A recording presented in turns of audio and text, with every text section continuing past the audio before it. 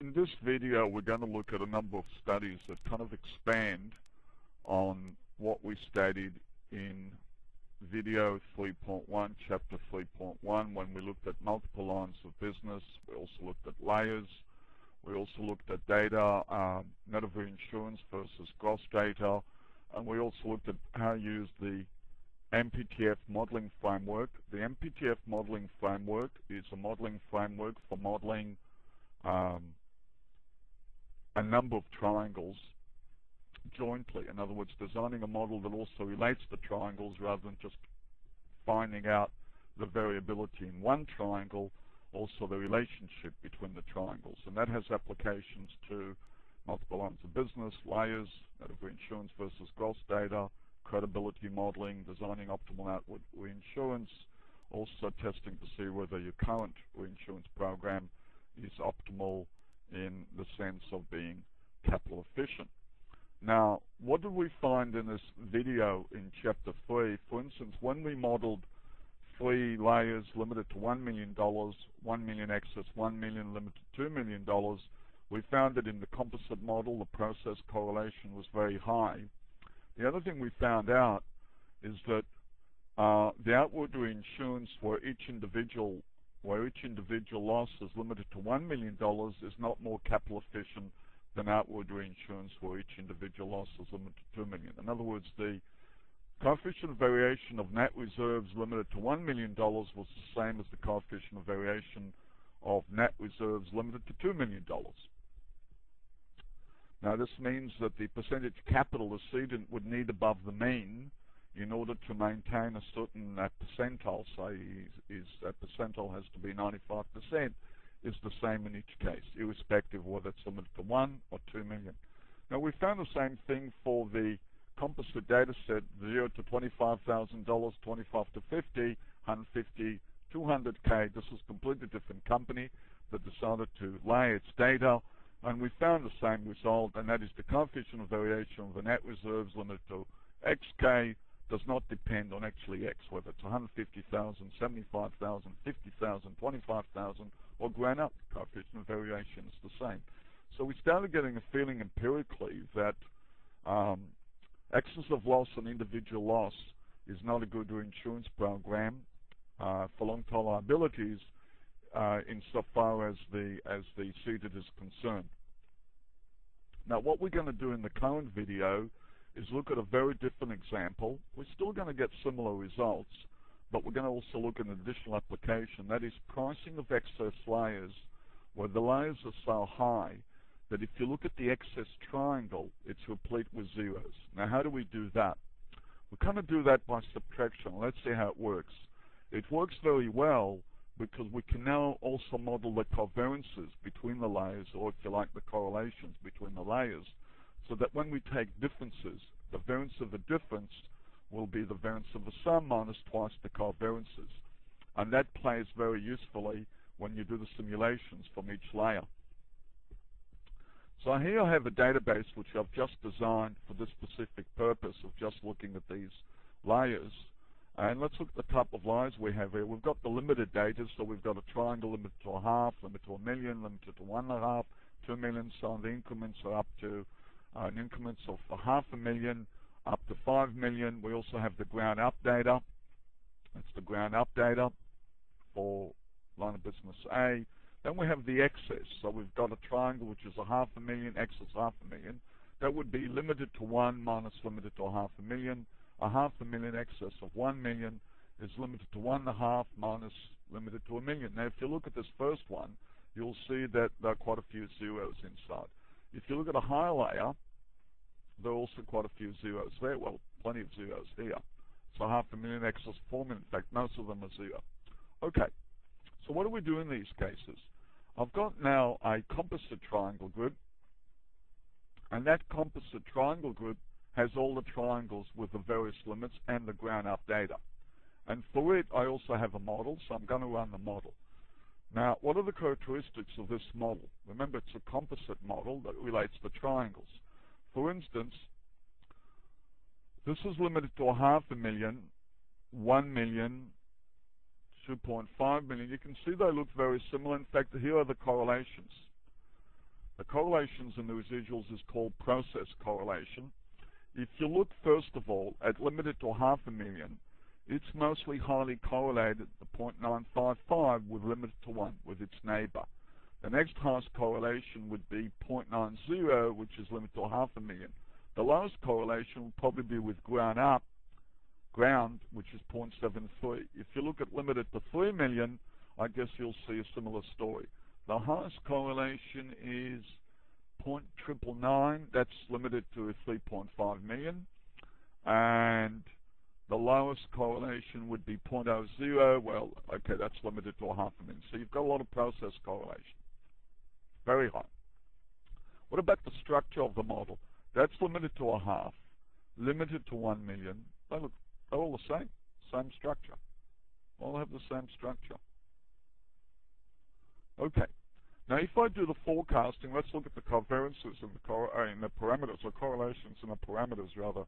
Covariances are harder to interpret, so let's look at the correlations. You'll see the correlations are also very high. If you're looking at limited to $500,000, what's the highest correlation with which parameter? 0.91, 0.95. Limited to 1 million.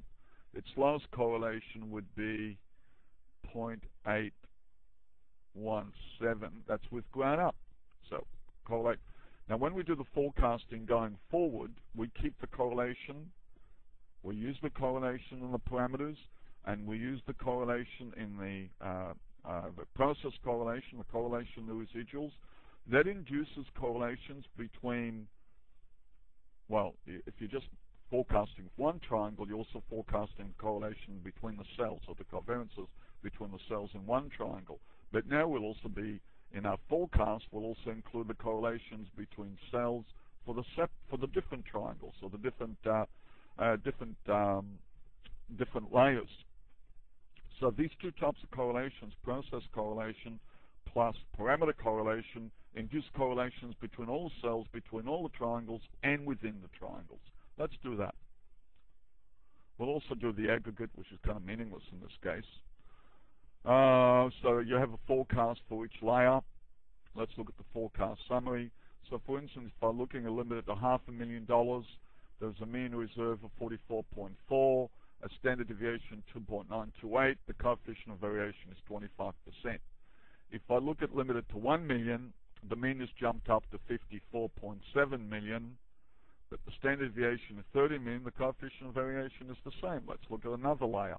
Limited to 0.5 million, 26%. Groundup, 26%.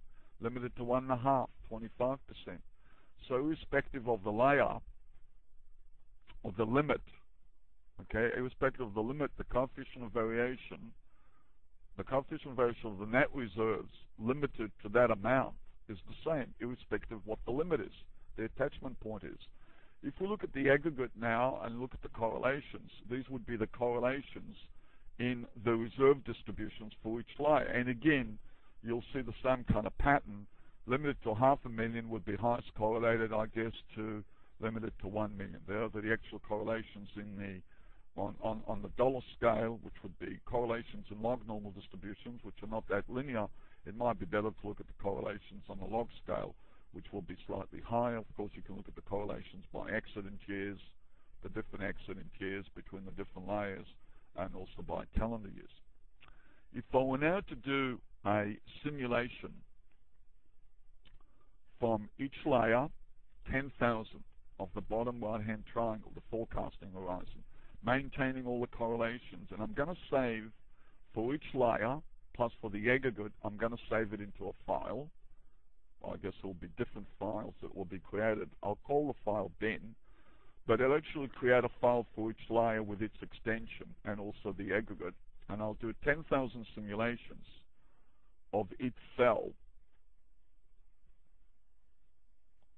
each triangle. I'll probably talk about millions and millions of simulations and hundreds, and probably we're going to be creating somewhere between 50 and 150 different tables and displays and graphs. Now, there isn't, it's a little bit slower because it also has to create those output files. So, for instance, for the aggregate, these would be the simulated values. Will be 10,000 rows here by accident years, calendar years, value risk calculations that's sort in descending order and so on. But you've seen all that when we did other studies, when we looked at multiple lines of business, or we looked at even one line of business, these kind of tables that you get. But let's look at the output file now. Well, the first, if I look at the subfolder, can you see it's created all these files where the first part of the name is Ben, line of business A, Ground, line of business A, limited for 500,000, 1 million. Well, let's select one of these. Well, these would have 10,000 rows. Okay, 10,000 rows. Simulations by accident year and calendar years, and on the right side you'll also have total. Let's go to the top. Oops. Of course, this could be brought into a spreadsheet, import into a spreadsheet, each one of these files, if you want to do some calculations on the simulated values. Okay, that's the total. Now, we've already done that, so we've got a spreadsheet. Now, the first thing in the spreadsheet is just what kind of output you get in the system. These are the simulated values, say, by accident year, but that would be for the total. But you could do that for any one of the layers or any one of the segments. The next sheet has distributions of simulations, which is also in the system. We can look at distributions. Okay, we've got that. Diagnostics. The next sheet looks at, this is quite interesting, it looks at 1 million minus the limit. So limited to 1 million minus limited to 500,000. So that we're looking at 500,000 excess 500,000. And remember the differences, the variance of the difference contains a minus twice the covariance term. Well, that's all in the simulated values. However, you get some negatives, if you can see here. These are the distributions for the different accident years, and you see there are a few negatives here. Not many, but there are a few negatives. You can regard the negatives as the probability, the number of negatives, the proportion of negatives representing just the probability that you do get a zero. Now let's go to the next sheet, which is, we've done that, distributions, limited, okay, summary. So these are just summaries. So let's suppose we're looking at limited to 500,000. These are mean forecast by accident year, and then the standard deviations based on a sample, that's the coefficient of variation. So you notice as the limits change, the coefficient of variation hardly changes. So there's no benefit to, it's about the same coefficient of variation as the Groundup data. So there's really no benefit to the cedant of taking out this kind of reinsurance program where, you know, sort of any loss in excess, any individual loss in excess of a particular attachment point is reinsured. Let's go to the next sheet. Well, this is the same statistics, but now by calendar year. Now let's look at the reinsurer position. Suppose the reinsurer covers 500,000 excess of 500,000. So these are his statistics by accident year. Now we've calculated the mean in two ways, including the negative values. It's slightly smaller than if you set all the negative values to be 0. And we did the same thing with the standard deviation of the layer 500,000 excess of 500,000. That's the standard deviation including the negative values. That's the standard deviation assuming that all the negative values are 0. Not much difference in this case. I mean, which one should you really use? Well, you should use the negative values in doing your calculations, and the reason for that is you want to make sure that the difference of the mean is the mean of a difference is the difference of means, and that the variance of the difference is the sum of the variances minus twice the covariances. Now, if you do use the negative values, you get a high coefficient of variation, and in other words, you can also regard yourself as being quite conservative. So these are the coefficient of variations that the reinsurer would enjoy with these different layers that he's assuming. Now, let's look at it from the insurer's point of view. If he assumes 0 to 500,000 and excess of 1 million, in other words, he only has 500,000 excess or 500,000 covered, his coefficient of variation is 36.9%. If he assumes 0 to 1/2 and anything in excess of 1.5, his coefficient of variation is 35.5. You know, you could just say it's kind of rounding out. In my view, these are all the same. Oops. Okay, so I've shown you two things here. One, you can now use the system because you've got the NPTF module that allows you to model all the correlations to also price higher layers, where for that particular triangle that you can't model on its own because it has a lot of zeros. You can't take logarithms of zeros. And the other thing I've shown you, and I'll show you more examples of this, and that is that excess of loss on individual losses as a way of transferring risk for an insurer, unless the premium is really great, is not a good way of him sort of using his capital efficiently. Okay, these are just more statistics. We insure excess of 2 million, the insurer's limited to 2 million, and so on. All right, chart of distributions of a layer excess of 2 million. Well, you can see that 11% of all the differences are zero. Anyway, these are the various statistics. Okay, I think it's very powerful stuff. Now, some people say, well, that's not really the way to do it. The way I do it, which I think is really misguided, and that is fit a severity distribution, think of a claim number distribution, or even fit that, and then do some kind of risk theory, look at the compound distribution, the aggregate distribution, and then decide on various attachment points. Well, why is that for with a lot of danger, and why is that misguided? Well, it's pretty much folklore that if you had a lot of, let's suppose you had a triangle where you actually had the individual claims in each cell, and you looked at your first accident year. In development year 0, there are a lot of claims. In development year 20, there are very few claims. You'll find out that in development year 0, the severity distribution is very different to the severity distribution in development year 20. In 20, the coefficient of variation is going to be very high. It's going to be very skewed with a high mean, high standard deviation. In development year 0, it's a much lower mean and a much lower coefficient of variation.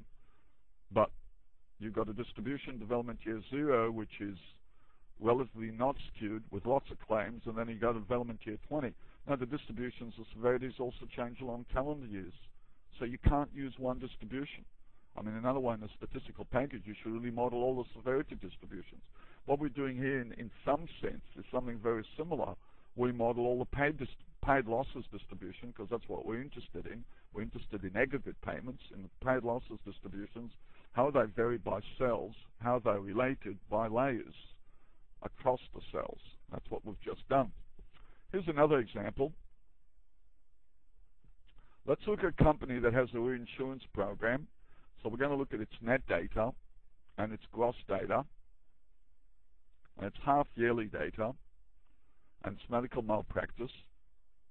And I already have a composite model which I'm going to run, and you'll see that the trend in the gross data, the 10% there, is the same as it is in the net data there.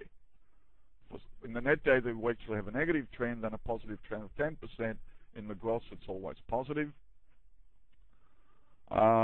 Also, this decay here in the gross is the same as the decay here in the net. Now, what about the correlations? The correlations are 0.78. The parameters are also, well, the correlation in parameter is actually 1, because this parameter here of 10% is the same as that parameter. So when you forecast going forward, you keep all these correlations. The reason we have zeros in intermediate cells is because we want to maintain the structure of the calendar years in the triangle. And we've got half-yearly development years, but only annual accident years. Now, if I look at the forecast summary, I'll find that the coefficient of variation of gross reserves is 13%, net reserves, it is 16%. It's higher. Why? Well, let's go back to the model, the structure, what's going on in the data. If you look at the coefficient of the process variability in the net data, it's around 0.55 here, and it drops to 0.1149. For the gross data, it's less than 0.4 there, and subsequent development years, it's 0.08. So the net data actually has a lower process variability than the gross data, and hence it's got a larger coefficient of variation, slightly larger. Let's suppose it's even the same. Okay, what does this mean? It means really the percentage capital, I guess I'm repeating myself, the percentage capital you'd need above the mean in each case to say reserve at the 95th percentile is the same. It hasn't changed. if you assume that the distribution of the total reserves is log normal. Okay, the percentile will just depend on the coefficient of variation. All right, here's another example, same story.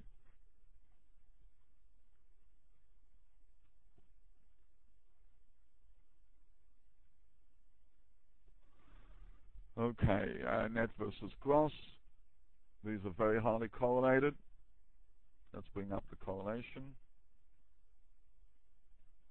Let's see. The correlation between 0.838, so that's the correlation between that and that. That and that. For instance, you can see that 2000 is relatively high for the gross, 2000 is relatively high. 99 is a little bit low for the gross, net, 99 is also low. So that's what a high correlation is. However, if you look at the structure of what's going on in the data, apart from these two trends being the same in net and gross, the net has a zero trend and the gross has a strong positive trend, and it's relatively stable.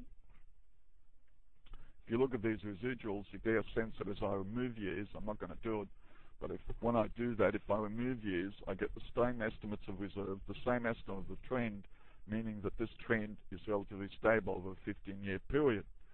Now, so the gross data's got a relatively stable trend, which is positive. The net data's got a zero trend. That means whatever's being ceded is the part that's growing, and the part that the insurer is retaining is not growing along the calendar years. If I do a forecast again, I'll get the same story. Forecast summary. Gross reserves, coefficient of variation is 15%. Net reserves, coefficient of variation is 17%. So I've shown you two examples of two companies. When we model their gross and their net, their insurance program is not particularly good, unless, of course, the premium was relatively low. Otherwise, it's a little bit like co-insurance or quota share. It's proportional. I mean, some people say it might be proportional here. That's why the process variability is higher in the net. But if it was proportional here, why does the net data have a zero trend and the gross has a strong positive trend? Proportion would usually mean the same trend. So we've illustrated a number of applications of the system, some of which we illustrated before. The main thing we've shown you that you can now use the MPTF module, the one that models multiple triangles, that includes all the correlations, process and parameter correlation, to model or to price higher layers, excess layers, where the data is very sparse. And I think the current techniques that do that are misguided. And I believe this is a much better approach. But then some people would argue that I'm biased. And the other thing I've shown you is that you can use the system very quickly by looking at gross and net data, whether in fact the reinsurance program that is in place currently and has been in place for the last, 10, 15 years, has worked well for the ceded.